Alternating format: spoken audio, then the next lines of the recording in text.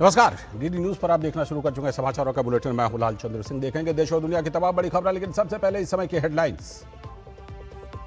Bharat Britain के बीच रिश्ते नई मजबूती की ओर। प्रधानमंत्री नरेंद्र मोदी और ब्रिटिश पीएम कीयर स्टारमर के बीच हुई वार्ता। विजन 2035 के विभिन्न पहलुओं पर की चर्चा।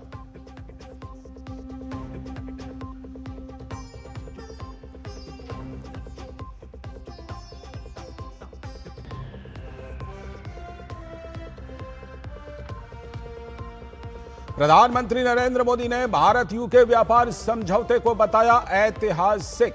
कहा, वैश्विक अस्थिरता के दौर में दोनों देशों की साझेदारी वैश्विक स्थिरता और आर्थिक प्रगति का बनी आधार।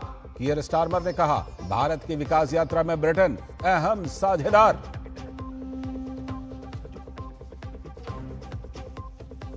भारत ऑस्ट्रेलिया के बीच कई रक्षा समझौते। रक्षा मंत्री राजनाथ सिंह ने कैनबरा में अपने ऑस्ट्रेलियाई समकक्ष के साथ की प्रतिनिधिमंडल स्तर की वार्ता। द्विपक्षीय संबंधों की प्रगाढ़ता पर दिया जोर।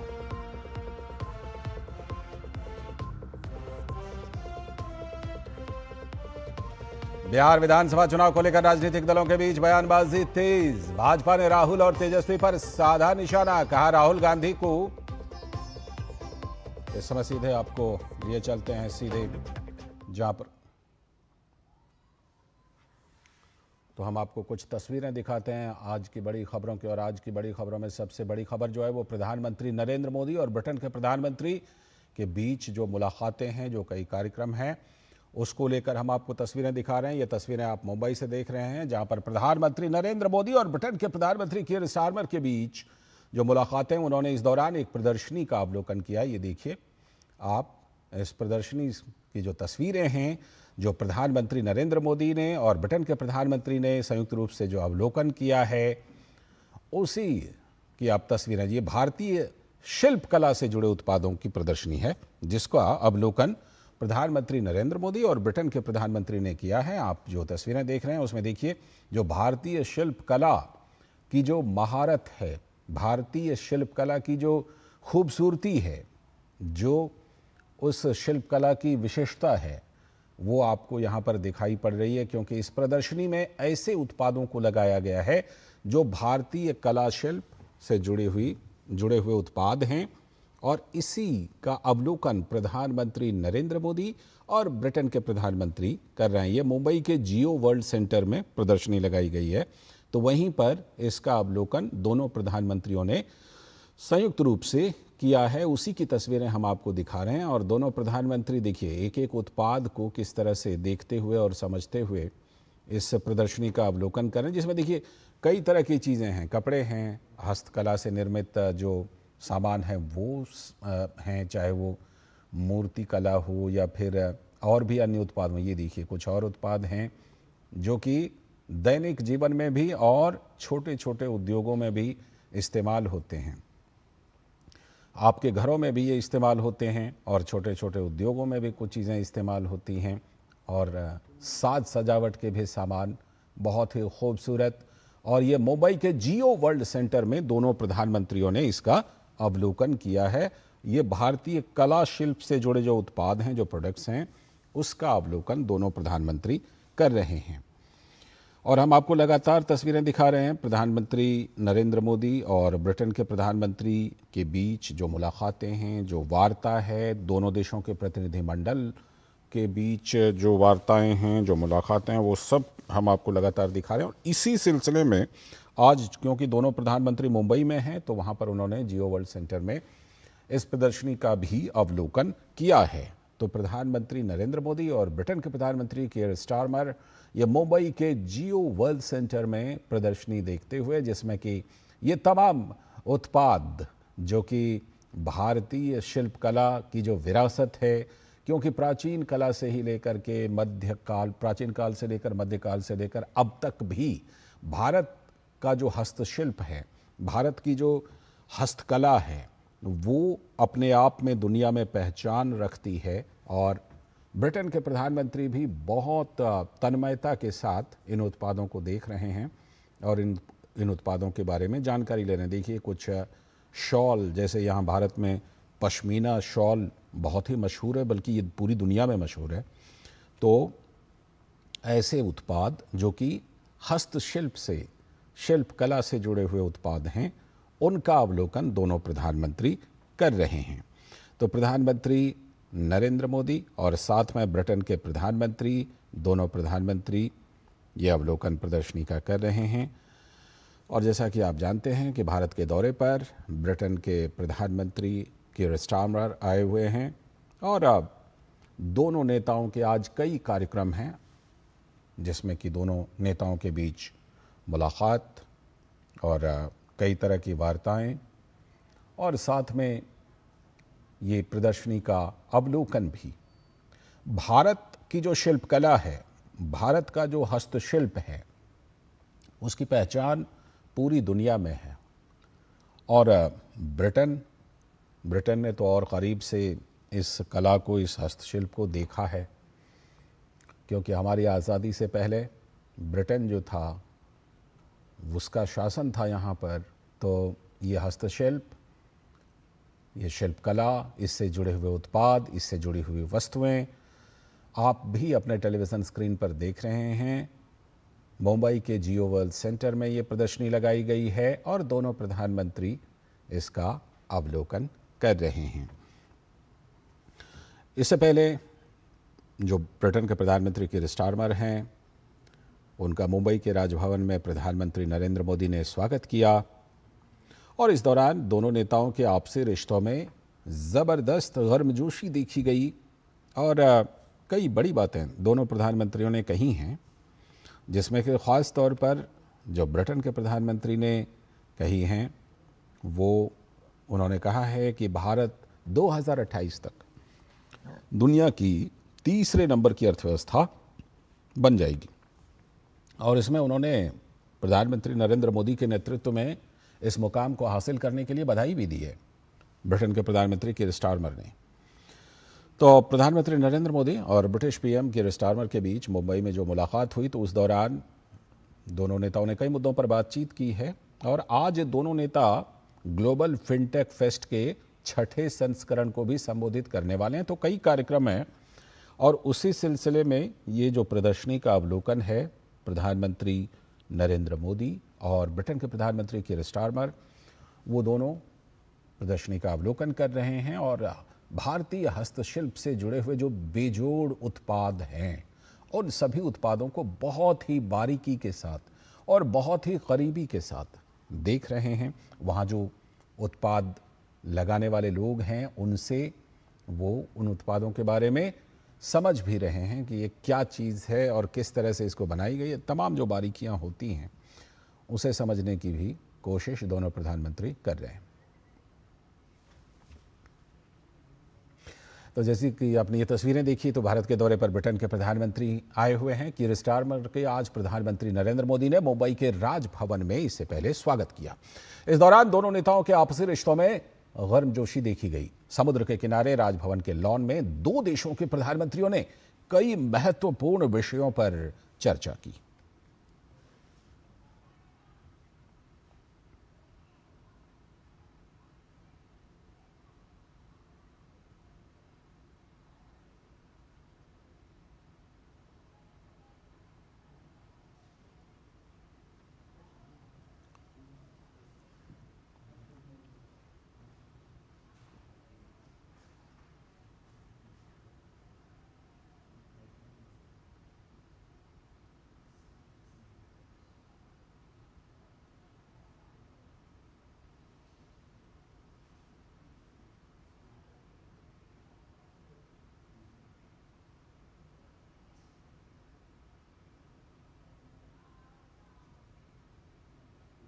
तो दोनों प्रधानमंत्रियों के मुलाकातों की तस्वीरें और प्रधानमंत्री नरेंद्र मोदी और ब्रिटेन के प्रधानमंत्री कीर स्टारमर के बीच प्रतिनिधिमंडल स्तर की बातचीत भी हुई।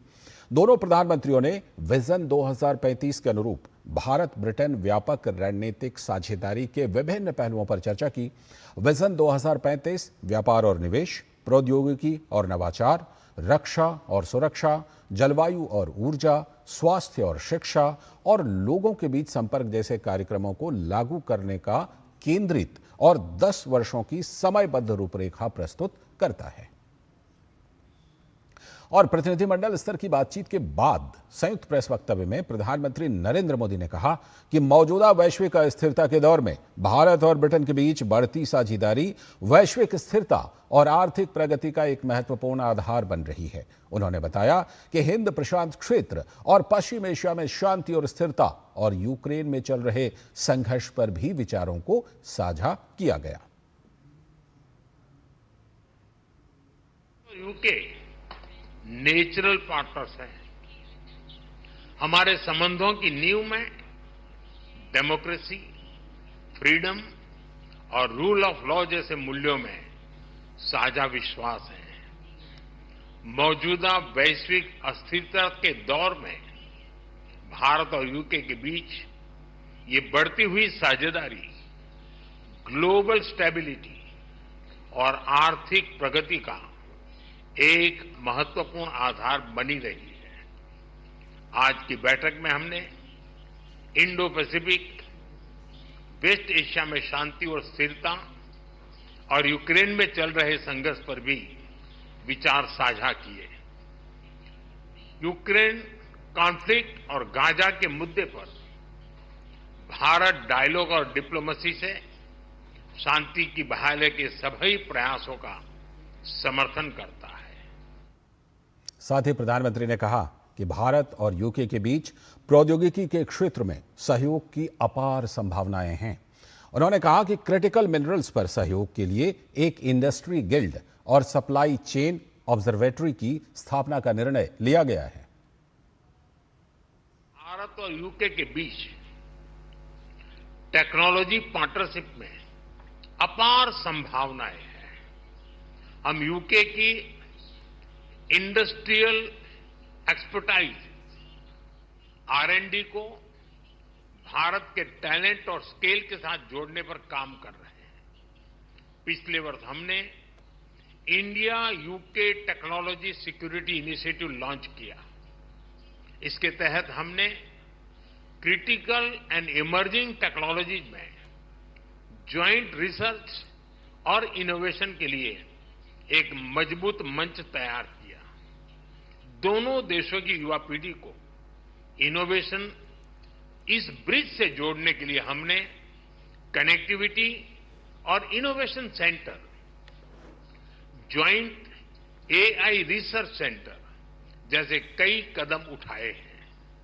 हमने क्रिटिकल मिनरल्स पर सहयोग के लिए एक इंडस्ट्री गिल्ड और सप्लाई चेन ऑब्जर्वेटरी की स्थापना का निर्णय लिया है।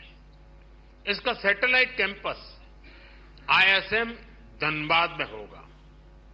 सस्टेनेबल डेवलपमेंट गोल्स के प्रति हमारी साझी प्रतिबद्धता है।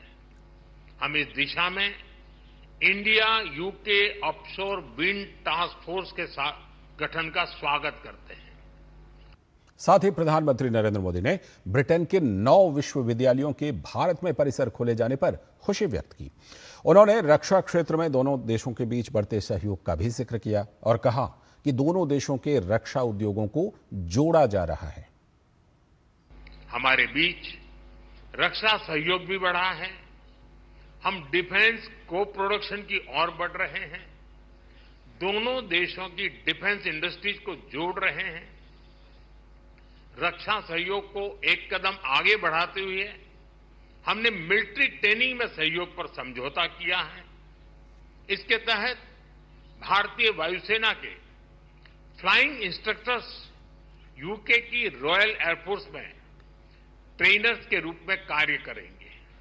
ये विशेष संयोग है कि जहां एक और देश की आर्थिक राजधानी मुंबई में ये बैठक हो रही है, वहीं दूसरी ओर हमारे नौसैनिक जहाज कॉकन 2025 ज्वाइंट एक्सरसाइज कर रहे हैं।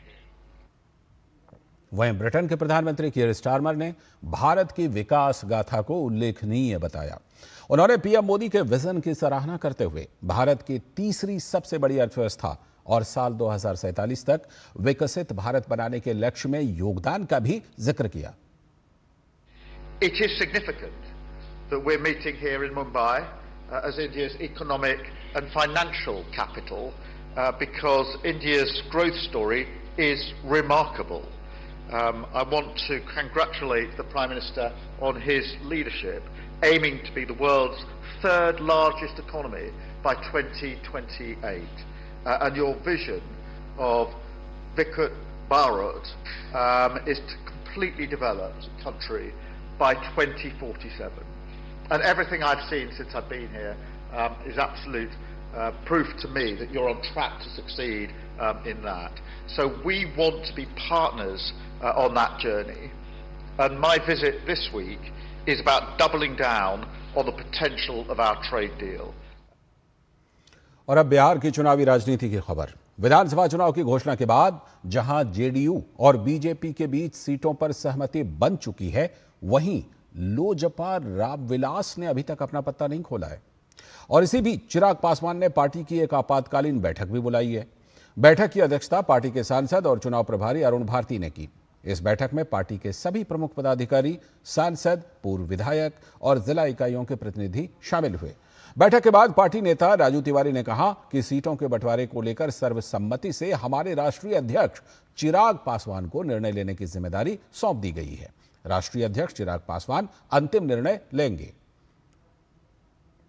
चुनाव प्रभारी आदरणीय अरुण भारती जी की अध्यक्षता में बैठक बुलाई गई, जिसमें हमारे बिहार के सभी प्रकोष्ठ के अध्यक्ष, उपाध्यक्ष और हमारे सभी राष्ट्रीय भी पदाधिकारी, बहुत सारे हमारे महत्वपूर्ण साथी आज इस बैठक में शामिल हुए और हम लोगों ने सर्वसम्मति से अभी जो आगे सीटों पे बात हो रही है, जो भी कुछ निर्णय के लिए हम लोग ने राष्ट्रीय अध्यक्ष जी को ऊपर सब कुछ सौंप दिया है कि अंतिम निर्णय राष्ट्रीय अध्यक्ष जी लेंगे, वही पार्टी के सभी एक एक कार्यकर्ताओं को मान्य होगा। वहीं बिहार सरकार में मंत्री संतोष कुमार सुमन ने डीडी न्यूज के संवाददाता सुमेश पटेल से विशेष बातचीत की और बताया कि इस बार विधानसभा चुनाव में पार्टी जीत दर्ज करेगी और कहा कि वो विकास के प्रमुख मुद्दों को लेकर जनता के बीच जाएंगे। उन्होंने कहा कि राज्य में हुए कार्यों और योजनाओं को जनता के सामने रखा जाएगा और सरकार के विकासात्मक एजेंडे पर विश्वास जताया जाएगा। बिहार सरकार में मंत्री संतोष कुमार सुमन इस वक्त हमारे साथ हैं, उनसे बातचीत करेंगे। सर, विधानसभा चुनाव का बिगुल बज चुका है, सर किस तरह की तैयारियां? देखिए, हम लोग तैयारी लगातार करते हैं, निरंतर करते हैं और ऐसा नहीं है कि अब चुनाव आया है तो हम लोग आज तैयारी कर रहे हैं। आपने देखा होगा कि हमारा जो ज्वाइंट कैंपेन है, एनडीए के सभी घटक दल विधानसभा वाइज हो, चाहे जिला सम्मेलन हो, चाहे बूथ स्तर पर हमारा कार्यक्रम चल रहा है, तो हमारी तैयारी पूरी माकूल है, हमारी तैयारी मुकम्मल है और हम पूरी तरह से तैयार हैं। चुनाव आयोग को भी धन्यवाद देते हैं कि बिहार में जिस तरह से भ्रांतियां फैलाई गई वोटर लिस्ट को लेकर के, उसका जवाब मिल गया लोगों को। जब वोटर लिस्ट पब्लिश हुआ और सभी लोगों का नाम रहा और उन लोगों का नाम कटा जो अनवांटेड थे, तो हम समझते हैं कि चुनाव आयोग की बहुत बड़ी जीत है और ये लोकतंत्र का महापर्व है। हम सब स्वागत करते हैं, शुभकामना देते हैं चुनाव आयोग को कि निष्पक्षता के साथ ये चुनाव हो और हम पुनः जीत करके बिहार की सेवा करें। तो चुनाव में मुद्दा क्या रहेगा, किन मुद्दों को लेकर जनता के बीच आप जा रहे हैं? देखिए, विकास का बहुत बड़ा मुद्दा है और जिस तरह से विपक्ष ने बोला कि बेरोजगारी है और शिक्षा की बात उन्होंने बोला, हम सब मुद्दों पर एड्रेस किए हैं। बेरोजगारी की बात करते हैं, हम उद्योग देने की, घर घर उद्योग देने की बात करते हैं। हमने मुख्यमंत्री महिला रोजगार योजना का शुरुआत हमारी सरकार ने किया, माननीय मुख्यमंत्री जी ने।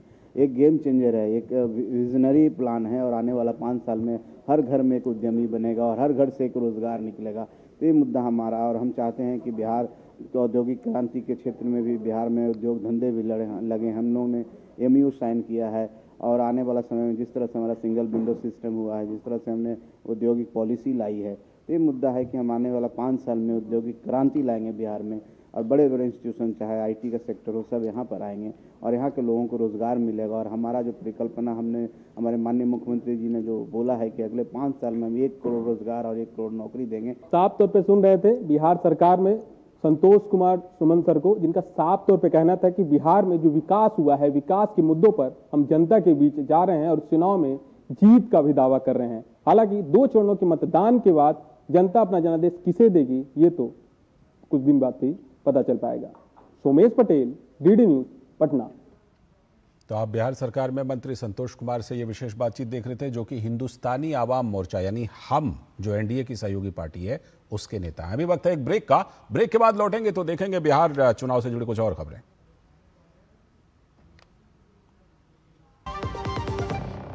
व्यक्तिगत जानकारी के लिए ऑनलाइन अनुरोधों से रहें सावधान। कुछ भी जानकारी देने से पहले जरूर सोचें। कोई भी वैधानिक कंपनी फोन या इंटरनेट पर आपसे निजी जानकारी कभी भी नहीं मांगती, इसलिए ऐसे कॉल या ईमेल आने पर अपनी जानकारी देने से पहले समझदारी दिखाएं और सावधानी बरतें। क्या बात है, बहुत फिट लग रहा है। 3 महीने में पैसे डबल, वाह। फास्ट और हाई रिटर्न्स भी। क्या स्कीम है? कल तो नहीं थी यहाँ। और कल होगा भी नहीं। तूने कभी 5 ओवर में डबल सेंचुरी मारी है? ऐसे स्कीम के बहकावे में आके हम धोखा खा सकते हैं। और आरबीआई कहता है अपना पैसा सुरक्षित रखो और समझदारी से निवेश करो। अगर ज्यादा रिटर्न के पीछे भागोगे तो रिस्क भी उतना ही उठाओगे। और फास्ट रिटर्न से बच के, और फास्ट बॉलिंग से भी। आरबीआई कहता है जानकार बनिए, सतर्क रहिए। स्वागत है ब्रेक के बाद। आप देख रहे हैं डीडी न्यूज पर समाचारों का बुलेटिन। और ब्रेक पर जाने से पहले हमने आपको बिहार चुनाव से जुड़ी कुछ खबरें दिखाई, कुछ और खबरें देखते हैं। बिहार में विधानसभा चुनाव की तारीखों के ऐलान के बाद सियासत गर्मा गई है। आरजेडी के नेता तेजस्वी यादव ने प्रेस वार्ता करके कहा है कि हमारी सरकार बनने पर हर परिवार में से एक सरकारी नौकरी दी जाएगी। उन्होंने कहा कि इस बार पार्टियां नहीं, सरकार बिहार की जनता चलाएगी।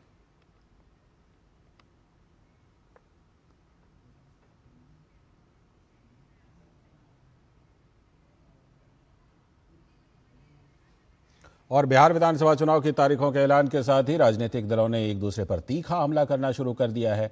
आज भाजपा के प्रवक्ता प्रदीप भंडारी ने प्रेस कॉन्फ्रेंस करके राहुल गांधी पर करारा प्रहार किया और कहा कि कांग्रेस और आरजेडी के कार्यकर्ताओं ने खुद राहुल गांधी के पूरे बिहार अभियान को एक्सपोज कर दिया है। भाजपा नेता ने कहा कि एसआईआर के मुद्दे पर राहुल गांधी को बिहार वासियों से माफी मांगनी चाहिए।